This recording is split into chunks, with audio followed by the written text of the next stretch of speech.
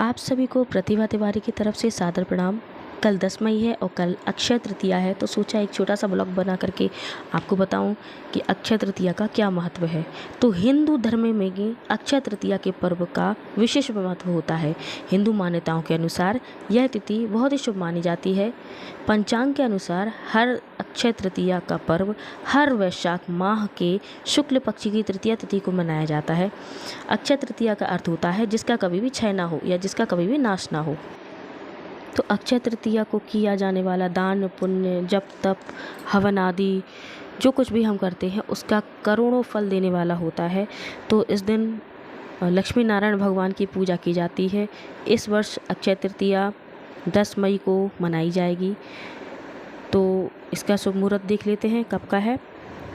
तो पंचांग के अनुसार वैशाख माह के शुक्ल पक्ष की तृतीया तिथि की शुरुआत 10 मई को सुबह 4:17 पर होगी। वही इस तिथि का समापन जो है वो 11 मई को दोपहर 2:50 पर होगा।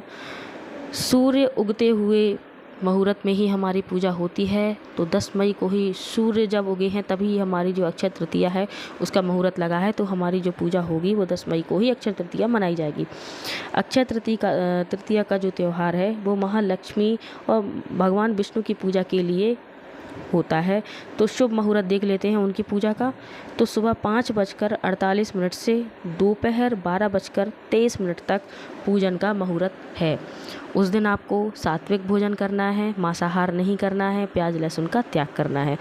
तो सुबह आपको जल्दी उठ करके घर को अच्छे से साफ़ सफाई करके फिर गंगा नदी में स्नान करें। गंगा नदी आपके पास नहीं है आसपास तो सबके घरों में गंगा जल होता ही है। तो आपके नहाने के पानी में आप गंगा जल की कुछ बूंदें डाल करके स्नान कर लीजिएगा।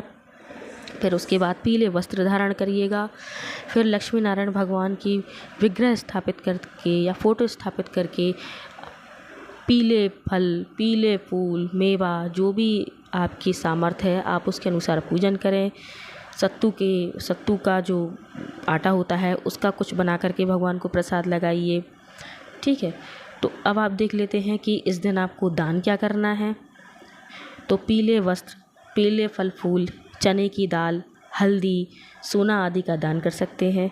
या इतना समर्थ नहीं है तो सत्तू, घड़ा, खरबूजा, ककड़ी, दूध, चीनी, दही, मिश्री, मेवा, अगरबत्ती, सफ़ेद चंदन, इत्र, चावल का दान भी आप कर सकते हैं। ज़रूरी नहीं है कि आपके यहाँ सोना नहीं है तो आप दान ही नहीं कर सकते हैं। सबसे बड़ा दान अन्नदान का होता है। तो आप ये सब दान कर सकते हैं। अब आप जान लीजिए कि अक्षय तृतीया को क्या क्या हुआ था, क्या क्या शुभ मुहूर्त जो है अक्षय तृतीया को वो बहुत ज़्यादा है। कोई भी हम शुभ कार्य करते हैं तो अक्षय तृतीया के दिन मुहूर्त देखने की आवश्यकता नहीं होती है। तो उस दिन क्या क्या हुआ था वो जानना भी महत्वपूर्ण है।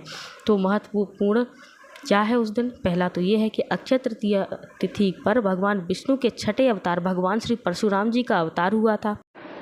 और दूसरा ये है कि अक्षय तृतीया पर ही सतयुग त्रेता युग का प्रारंभ हुआ था। तीसरा है विष्णु भगवान का अवतार नर नारायण और हयग्रीव का अवतरण अक्षय तृतीया को ही हुआ था।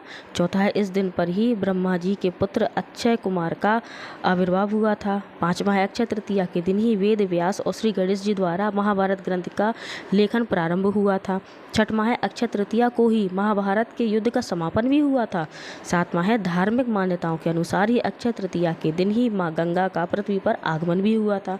आठवां है इसी तिथि पर ही हर वर्ष बद्रीनाथ के कपाट भी उसी दिन खोले जाते हैं। नौवां है अक्षय तृतीया को ही वृंदावन में श्री बांके बिहारी जी के मंदिर में भगवान बांके बिहारी के चरणों के दर्शन के लिए वर्ष में एक ही बार उनके पैरों के दर्शन होते हैं। और 10वां है अक्षय तृतीया को ही उड़ीसा जगन्नाथ जी में रथ यात्रा के लिए रथों के निर्माण का कार्य भी आज के अक्षय तृतीया के दिन से ही प्रारंभ किया जाता है।